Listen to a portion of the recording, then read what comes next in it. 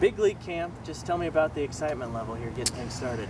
Man, coming out here early, trying to get a feel for things. I mean, I'm really excited this being my first year. I think being around these guys is going to be a real special environment for me. This is Walk's second year, my first year, so he's going to kind of lead me a little bit. But no, I'm real excited for it. I think it's going to be a great opportunity for me. What about, there's a large contingent of major league guys who are going to be leaving to play in the World Baseball Classic. That opens up some opportunities to play in games for sure for younger guys like yourself. How do you see that opportunity?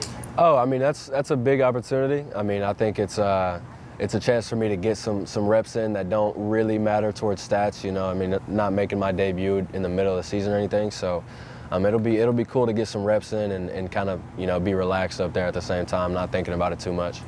As a top prospect, there's rumors at the deadline, there's rumors in the offseason, including various trade scenarios. How do you handle that personally, and how happy are you to still be a Cardinal? I'm ecstatic to still be a Cardinal. I mean, especially after the last few trade deadlines that have gone down. I mean, there's been a lot of pretty big name shortstops up there, so it gives me a lot of confidence that the org has a lot of confidence in me. So it's exciting. I mean, we don't really look at it too much. I mean, it's a business. There's not much we can do about it. But yeah, I mean, I'm blessed to still be a Cardinal for sure. Your throw from the futures game created quite a lot of conversation online. What's the main thing you maybe took away from that kind of moment?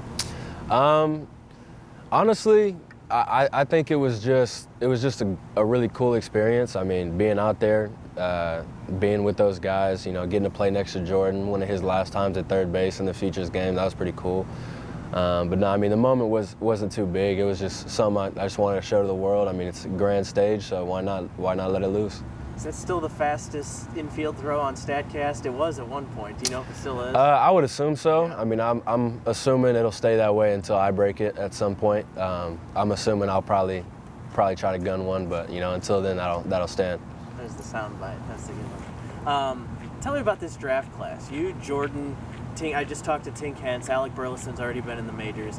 This 2020 draft class has really been something special so far. How would you just characterize what all you guys have done so far and what you could do in the future?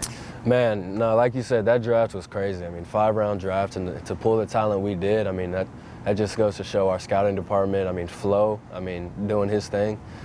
But I think what we've done so far has showed them why they drafted us. I think everything moving forward is just, icing on the cake. I mean, I think we have a good chance to be something crazy. I mean, especially Burleson as well, but, me, Tink, and Jordan, I mean, that's a nice core. I really think that's a really good core to build around, and I think, us coming up together is going to be huge, huge. Jordan maybe better than anybody else in camp right now.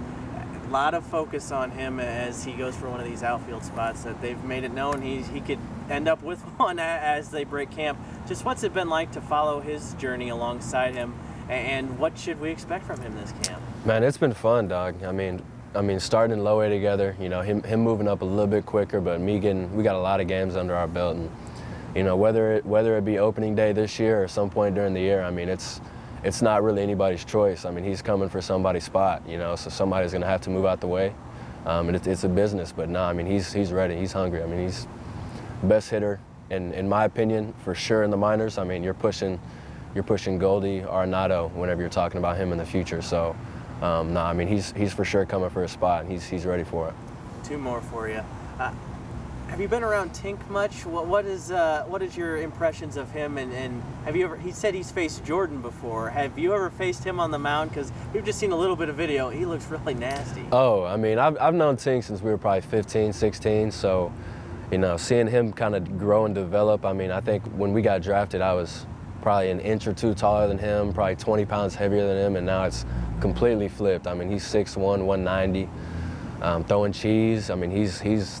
I think I tweeted it last year. I mean, he's going to be a problem for hitters for a long time. I mean, I've never got the privilege to face him, but actually it might be a privilege that I haven't got to face him. But nah, yeah, I never have. I don't know if I'd want to. Great dude, man. One of my best friends for sure. I mean, he's going to be something special to watch. Last one. Now that it's just getting closer and closer, do you find yourself visualizing running out to shortstop at Busch Stadium, taking in that moment as a major leaguer when it does come? 100%. I was actually talking to my buddy Connor Lunn about it yesterday. I mean, you know, a little Ozzie style, maybe my first debut, you know, busting a little backflip behind the mound. But now, yeah, it's something I think about a lot, something I can't wait for it to happen. I mean, walking out to Busch Stadium in front of those fans, I mean, I know it's going to be something special, something words really can't even put it in the description. I mean, I already know my heart's going to be jumping out of my chest, you know, nerves going to be crazy, but I'm going to try to go out there and compete for sure. Awesome. I just thought of something. Have you ever met Ozzie Smith? I have not. I'd love to. I've talked to a few people that know him personally, and obviously working with Cheo, I mean, he talks about him a lot, but no, yeah, Ozzie, I grew up wearing #1 my whole life, so, you know, it's a shame I can't wear it in this org, but it's nice that he's the guy that retired it, so I get to, you know, hopefully follow in his footsteps and be the next Cardinal great.